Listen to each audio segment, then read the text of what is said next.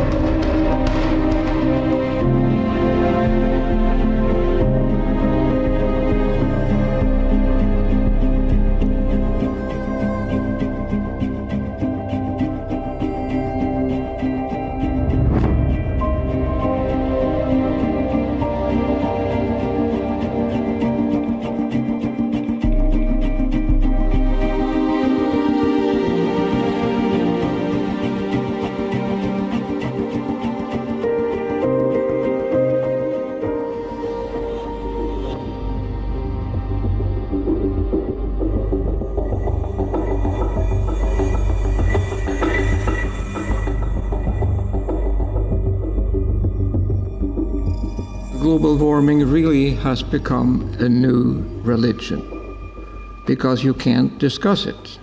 It's not proper. The American Physical Society, which I was a member, said the evidence is incontrovertible that global warming exists. Now think about that. This is a physical society, and they say you cannot discuss global warming because we believe it's happening. Global warming really starts with these 2 people, Al Gore and Paul Curry.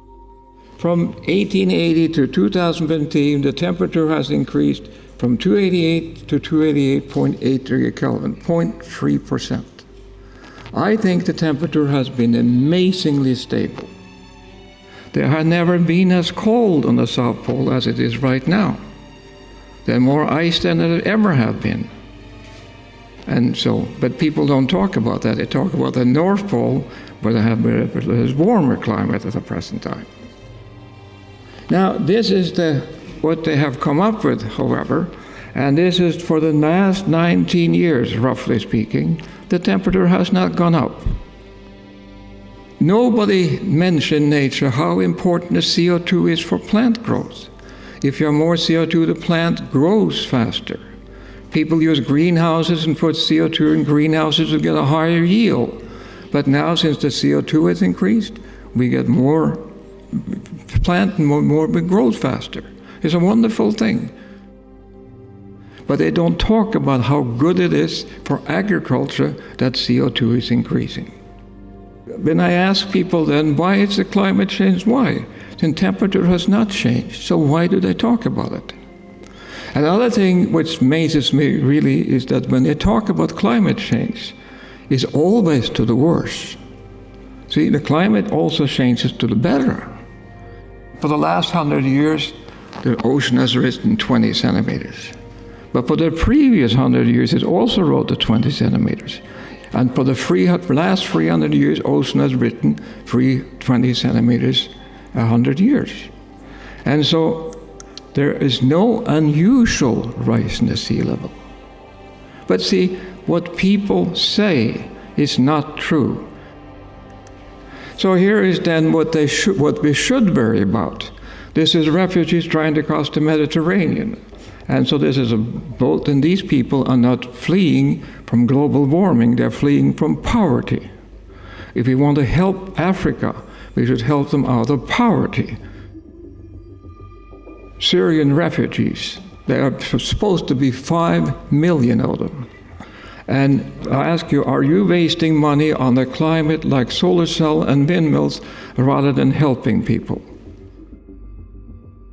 It's really very hard for me to understand that almost every government in Europe are worried about global warming.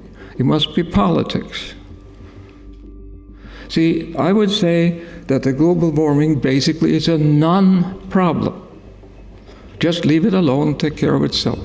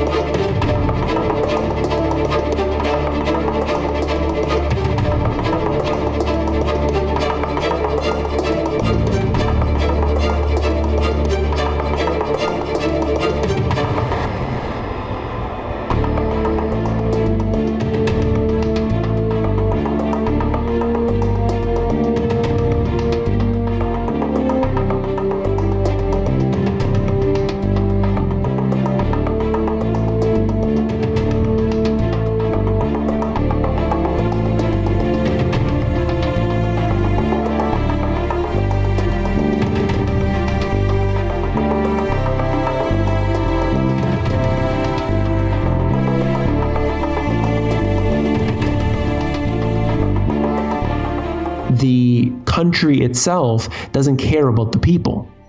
That's what we know. I mean, the government doesn't care about the actual individual. There have been bailouts in Greece where the people had to suffer as a result of the CDS and other derivatives, other banking fraud which has taken place and has destroyed that country. As a result of all of this, the IMF has basically taken over. This is the best example of tyranny that you will see, economic tyranny. And they will undoubtedly take every measure possible to make sure that they get every one of those precious assets. That's what's happening in Greece. They are being raped and pillaged of everything valuable. Their sovereignty, just like every other country basically to a different degree, has lost their sovereignty to these supranational entities, one of them being the IMF. Why? Because they want them to be part of this global governance package. And that right there is the ultimate goal, to get everyone under control of the hands of the few. This is the plan. I mean, they're doing the same thing in Spain, they're doing the same thing in Italy, they're doing the same thing in Portugal. I mean, all over the world they do it. And it's very successful for those in control because you punish the countries, you make people poor, you increase unemployment, and people get desperate. This is the way that you transfer wealth from the middle class and the poor to the wealthy. It's been working for so long now, and they're just continuing this process. Do you see the EU collapsing? I do believe it is collapsing right now. I think that you can't hold together an EU with basically Germany at the helm. It's just not going to work. The countries may fall away, but then actually it will snowball into something even bigger, even worse. I don't know how it can survive. The only way that the powers that be would let this happen is if they have that solution already prepared. In the end, you will have a new monetary system, and that would allow them to have even more collaboration and consolidation of power.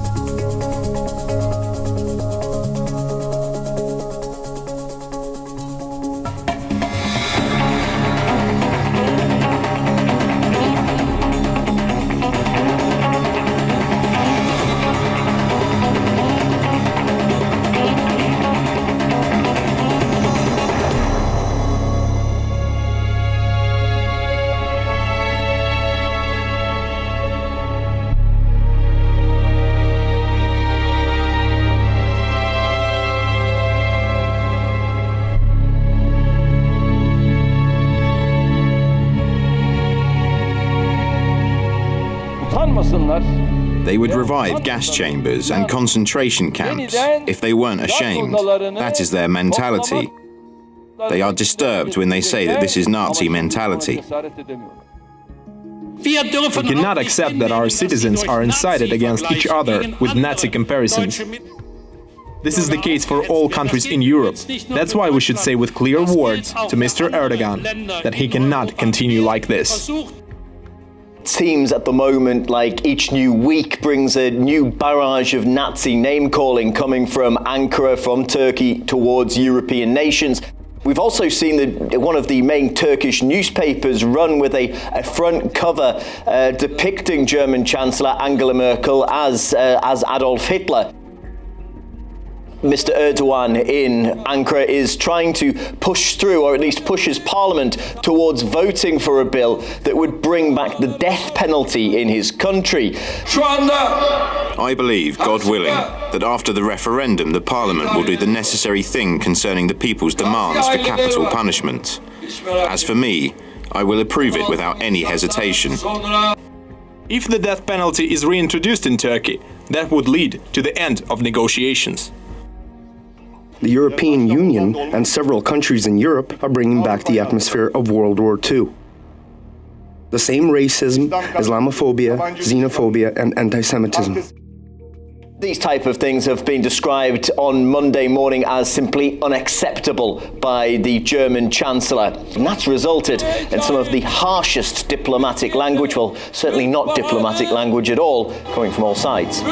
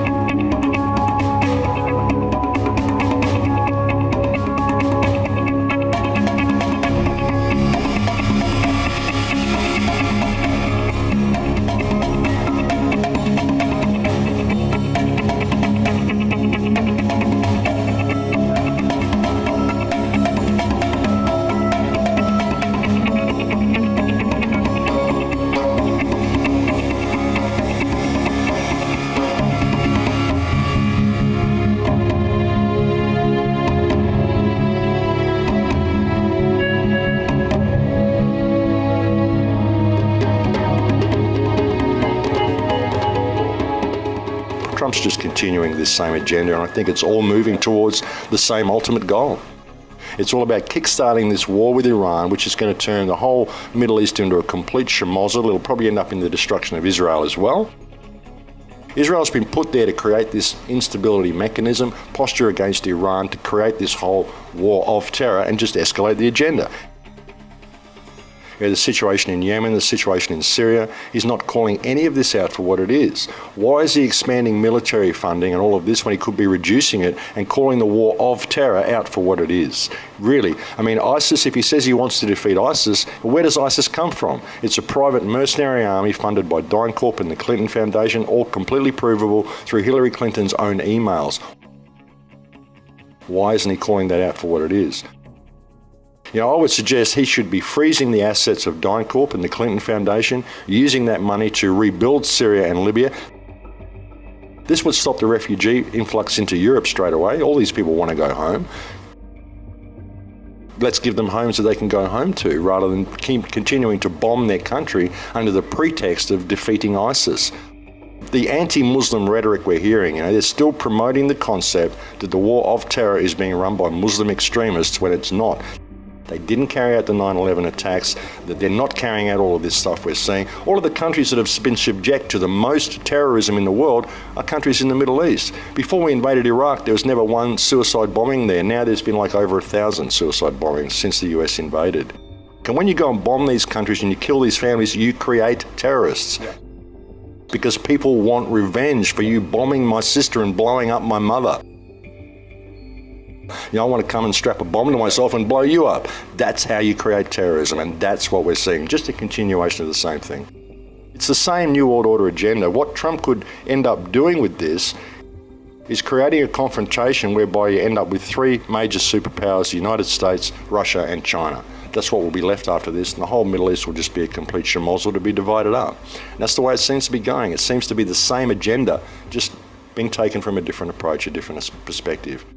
I think the Trump presidency is a huge opportunity for the American people to put aside this left-right paradigm, see how they're being played in this divide and conquer, and realize that if they now unite as one people and look at this man and hold him accountable for his actions, they can actually move forward. I mean, hopefully you'll do the right thing, but I'm just not seeing it.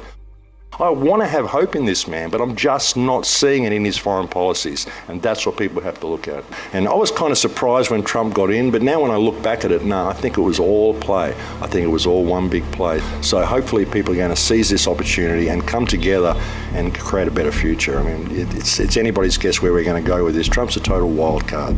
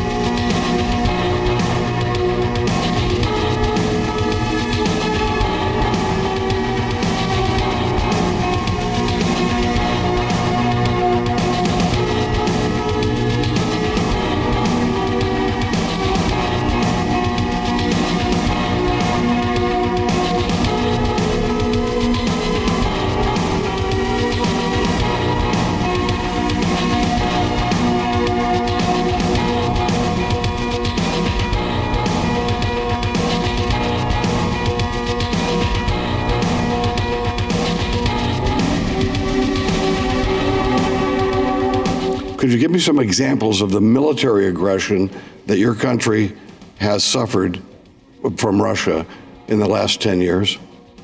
Well, probably the most prominent example is the kidnapping of the equivalent of our FBI, who was investigating a massive cross-border cigarette smuggling operation. Right. I mean military aggression. Well, we have constant violations of our border by military jets. That's one thing, and that's consistent. And I went to the Baltics about 3 years ago after I hear story after story after story of Russian military aggression in the Baltics. I'm sure all of you have heard that slogan before. Not one report of actual military aggression. And here we are sending our tanks up there, having B-52 mock raids on Russia over Estonia toward the Soviet capital in the name of stopping Soviet military aggression that never existed. This has got to stop or we're going to end up in war.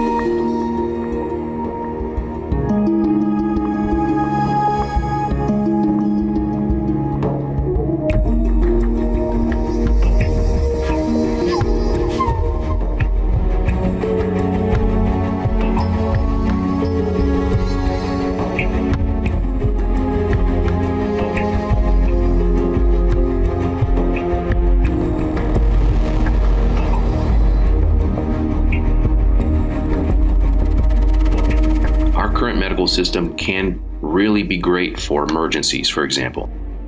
And I'm not saying that the men and women that are in the medical industry are all bad.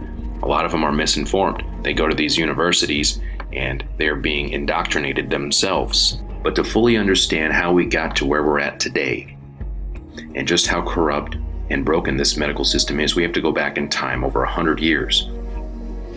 You will see and you will find out that our current medical system is actually a Rockefeller creation. Now, the Rockefeller Foundations teamed up with the Carnegie Foundations, and they offered huge grants to open up the best medical schools all over the country.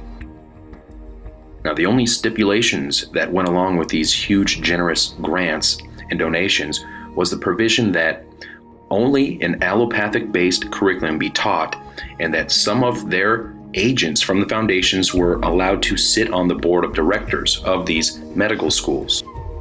Now, by having their own handpicked people placed, they were able to determine the curriculum. They were able to remove any kind of reference to any natural or herbal treatments. Now, fast forward to today. We live in such extremely toxic environments that it's no wonder that cancer rates are skyrocketing. Everything from our food, our water, our air, our work environments, our home environments, all extremely toxic. And the fascistic partnership between corporations and governments allows these companies to get away with murder, literally, all the while making record profits. Now, the medical system of today is not in the business of creating cures. They are in the business of creating customers and sucking every last dime out of them.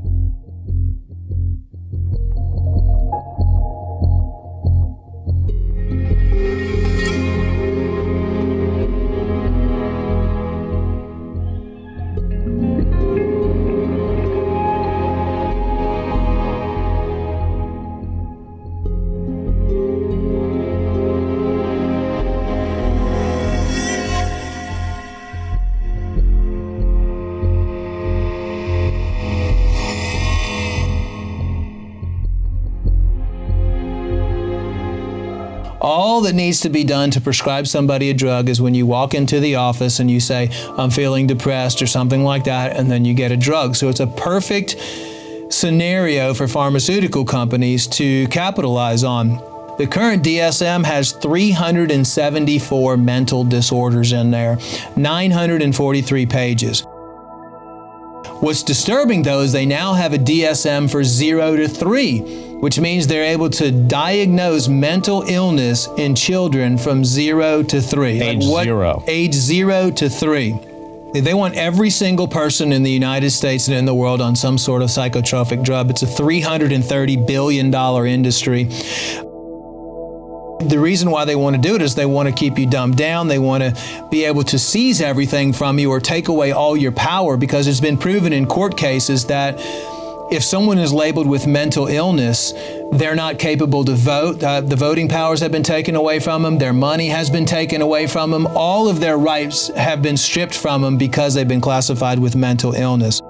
Most teens, by the time they're 18, have gone through, from the time of 0 to 18, have gone through up to 12 mental illness screenings that go on their record forever. And 9 out of 10 kids are prescribed a drug after they take the teen screen. Psychiatric drugs now are killing an estimated 3,000 people every single month. So there's population control efforts there as well. They're putting fluoride in the water. They're poisoning the air we breathe. They're poisoning the food that we eat. They're poisoning the water that we drink. Everything that we're exposed to in our environment is poison. Most of those are brain damaging, neurological damaging compounds that create you, cause you to be depressed, cause you to have mood swings, cause you to have hyperactivity. Then they give you these psychotropic drugs to try to balance it out, which just makes the problem even worse.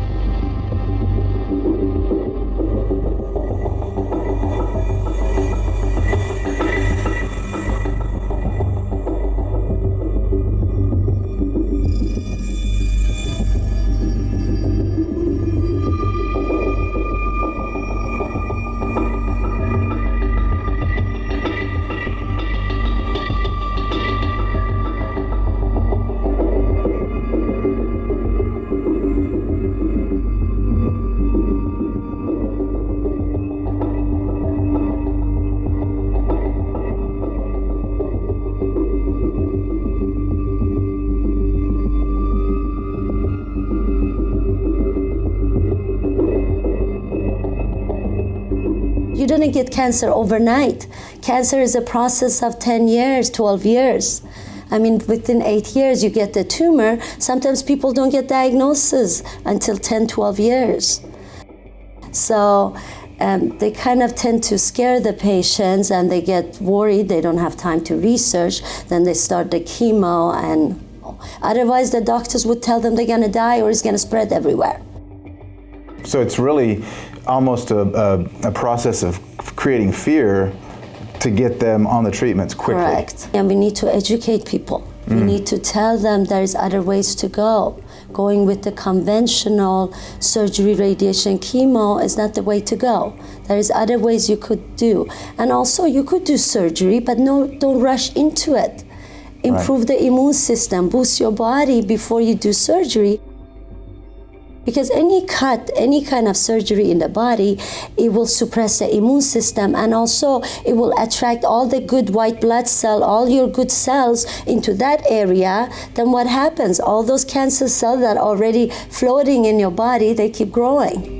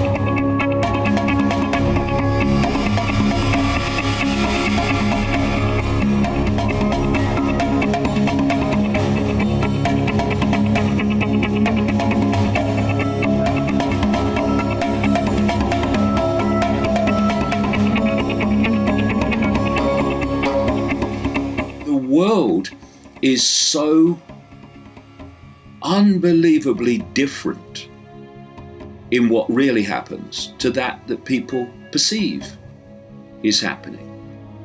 It's like a spider's web. There's a spider at the center. That's where the whole agenda is coming from. And then you go out from the spider. Close to the spider, you've got the strands in the web that are the most exclusive secret societies, and then you get secret societies that we know about, and eventually you are coming into the public arena where you have government agencies and corporations and the banking system. And because this satanic pedophile ring at its core, I keep emphasizing, is controlled and driven by those that drive this web of global manipulation.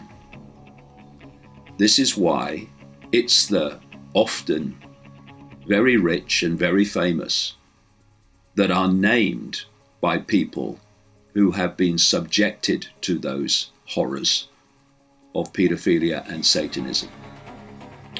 And this cult, this satanic cult, it's infiltrated the police, it's infiltrated the judiciary, it's infiltrated social services, which is why more and more children are being taken by social services worldwide, not least in Britain and America,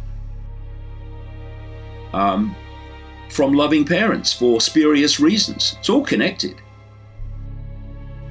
This is why so many police have described how when they got close to famous people within these pedophile rings they were investigating, that someone up high said, the investigation ends. This is how it works. The world is not like we think it is. And we need to start getting rid of the naivety and realize that there are forces at work in this world that they don't want us to know about.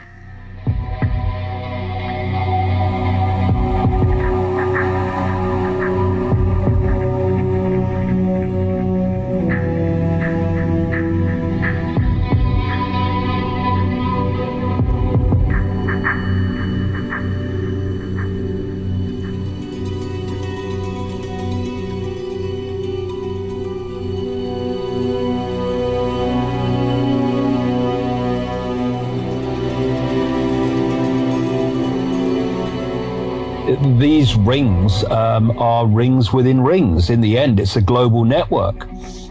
The range of what you uncover just gets bigger and bigger and bigger and expands out and out and out. And it certainly leaves Britain, goes into Europe, goes across to America, and eventually encompasses the globe. Because one of the things that I came across many years ago, right back in the 90s, was the scale of the number of children that go missing every year, never to be seen again. In America alone, it's staggering. It is a stunning global figure, which goes into the millions if you add them all up. I'm sure, there's no question about that. Most of them are never heard of again, and it's all just forgotten. I mean, in many countries, no one even bothers to look for them. And to understand the scale of child abuse, the scale of missing children, the scale of satanic ritual killing of children, we need to understand the force behind this global conspiracy that operates from the shadows and why it wants the energy of children. These entities feed off human energy. And because, like everything with energy, the energy of different frequencies syncs with energy of the same frequency. And thus, these entities, to absorb human energy, have to have energy that is within the frequency range they can absorb. And it seems to me that this relates to low vibrational human emotion, that relates to fear, to frustration, to depression, to frustration, all these things. The emotion that leads to violence is in wars, conflicts, individual and collective, all this energy that they absorb. And but there's a particular energy that is like a nectar to them, and that is the energy of children before puberty. And it's that energy that these entities most want to absorb, what most want to have as a food source, a power source. And so what's happening to these children, a large number of them, I suggest, a very large number, end up in sacrificial rituals. They end up being in pedophile rings and stuff like that, and they're having their energy vampired. If you follow some of these major names in the conspiracy and you follow them through in terms of investigation and research, secret societies always come up, Satanism always comes up with the top people, and so does pedophilia.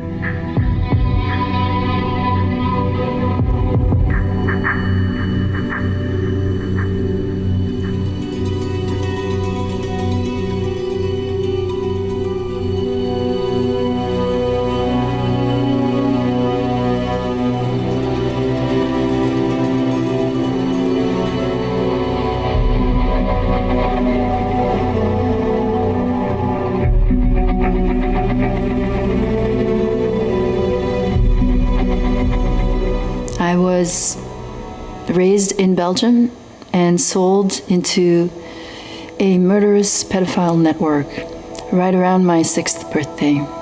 I was used in this network for 5 years and a half. In that time, I was raped many, many, many times. Adult men that were part of this exclusive club were there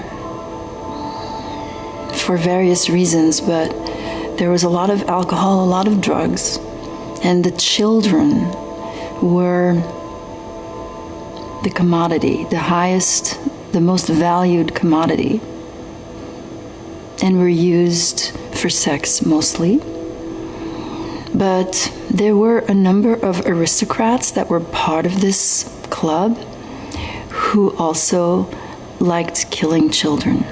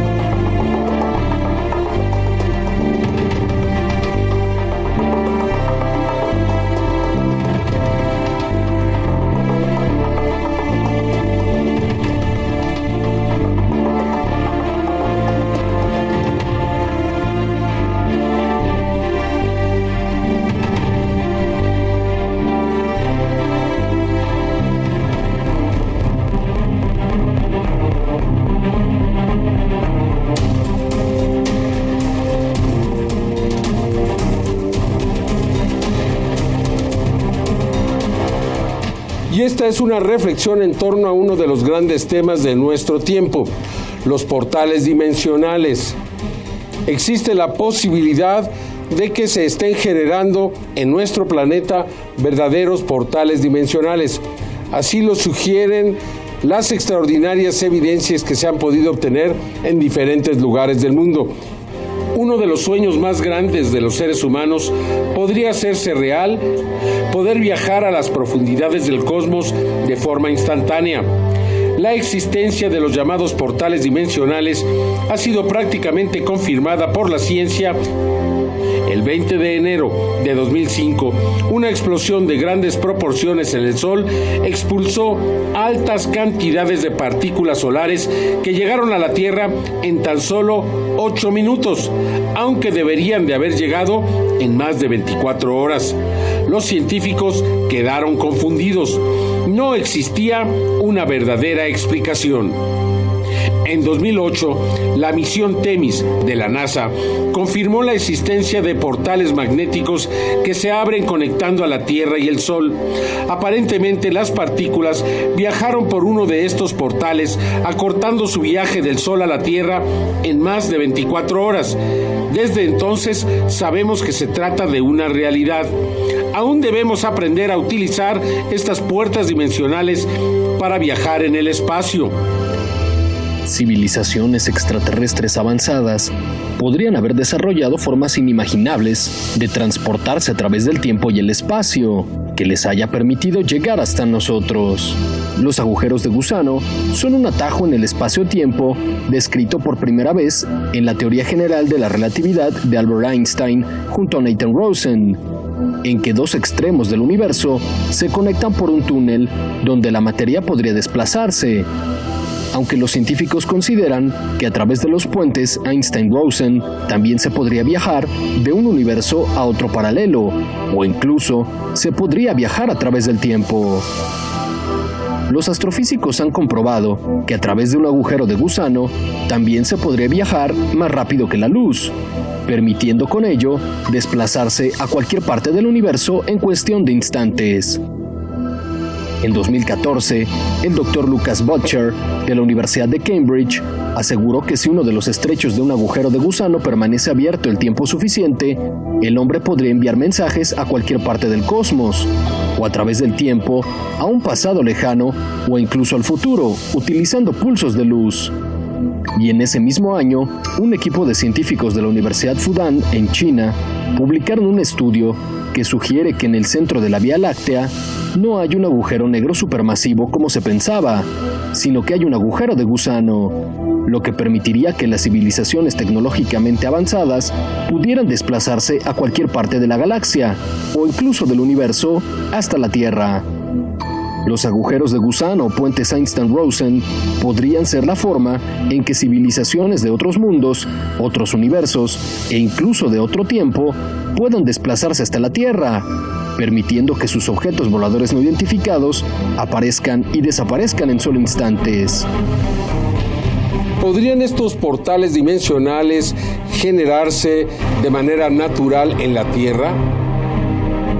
Existe un caso muy bien documentado de un piloto que relató haber entrado en un portal dimensional.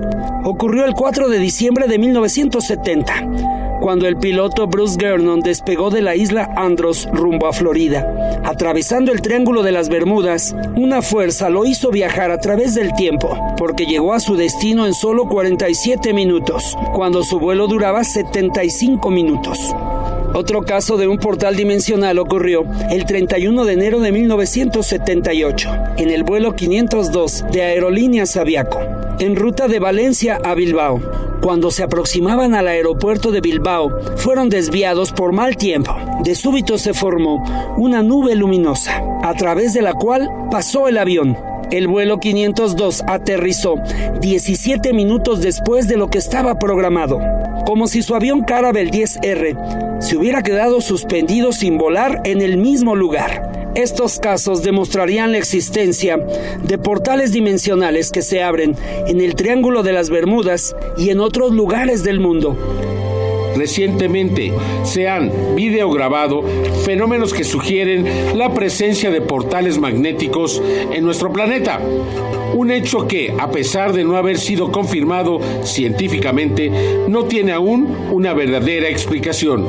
Resulta indudable que aún tenemos mucho que aprender, que apenas estamos dando pequeños pasos de bebé en nuestra exploración cósmica.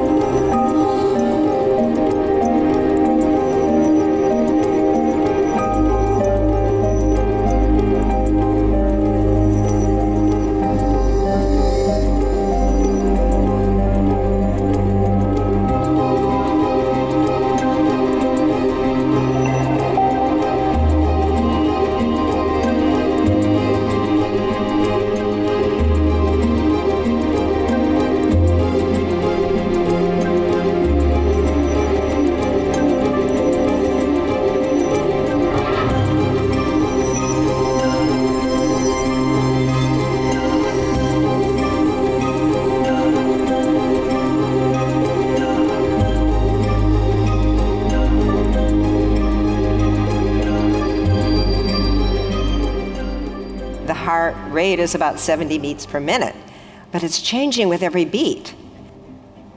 These beat-to-beat changes in heart rate create a pattern. The pattern of the heart rhythm is what's informing the brain. And we found from other neurocardiology research that the heart actually has its own little brain inside that can sense, feel, learn, and remember its own intrinsic nervous system, and it wasn't really discovered until the 1990s. So if you look at this, you can see that the signals from the heart going through the vagal nerve to the brain are actually going right to the thalamus, which synchronizes cortical function, and then to the frontal lobes, and they're going straight to the amygdala, the emotional memory center. And the core cells of the amygdala actually synchronize to the heartbeat. So what we're feeling and what the heart rhythm pattern is doing is affecting what emotional memories come up. So stress and anxiety can come up, trigger the brain pattern match to an anxiety habit. Loving, caring, practicing heart coherence, that becomes more familiar. And the brain and the amygdala respond as a pattern matching computer. So what's exciting about this is that we really are finding that there's a state of the heart, a physiological state called heart rate variability coherence, that we can train ourselves into to help change our baseline brain response to stress and our connection with our higher intuitive guidance. It's a big paradigm shift that the brain isn't controlling everything. That the heart actually sends more signals to the brain telling the brain what to do than the brain sends to the heart. Most of the traffic from heart to brain, 90% of it is afferent from the heart and the body. So picture heart intelligence as the flow of awareness that happens when the heart, brain, mind, and emotions are in coherent alignment. And that gives us connection more with the intuitive guidance. What gets us into heart coherent state more and more? It's that sincere shift out of the mind to the heart, like that beautiful meditation, letting it really shift to the heart center and really putting out love, care, compassion, kindness, appreciation. That increases what we call personal coherence. And as we increase our personal coherence, remember when we get stressed or angry and frustrated or worried, which is easy to do these days, we live on this planet and look what's happening. How do we learn to shift back quickly? How do we train ourselves so we have more of a strong baseline to get us back there quickly during the day-to-day, not just during meditations? If every heartbeat is putting out a powerful energy, that's what powers the brain and body, and it's beating what we're feeling in that heart rhythm pattern out into the world around us. So think of the heart's magnetic field as like transmitting the heart's pattern and information like a radio wave, like a radio station. We are affecting each other's fields all the time. That means we can affect each other. We all know that intuitively, but to see it measured and to see how strong a role the heart plays in it, actually a priori to the brain, that means we all really need to pay attention to what's going on in our heart and our feelings. That human cognitive functions and emotions and behaviors are affected by each other's magnetic fields. And the Earth's magnetic fields are carriers of biologically relevant information connecting all life together and forming all life. And so we're all affecting this global information fields. Large numbers of people getting in this true heart coherent state of love, care, appreciation in their synchronized meditations can have a more dramatic impact on the Earth's fields and benefit others and really help offset the planetary stress wave that's going on in the field. So this entrainment of our heart and brain and this entrainment between each other can lift the field environment and so lift the vibration of the field, In fact, coherence is understood in physics terms all the way at the quantum level, down to nature, into the human level. We can see coherence at every level. And that links us to other dimensions, which is what we all need. Like a laser light is coherent photons, much more powerful than incandescent light. So we can access that potential within ourselves. A first step for all of us to raise the vibration of the collective field environment is taking more responsibility for our own energies and what we're feeding the field each day, making it easier for others to connect with their higher potentials and increase joy.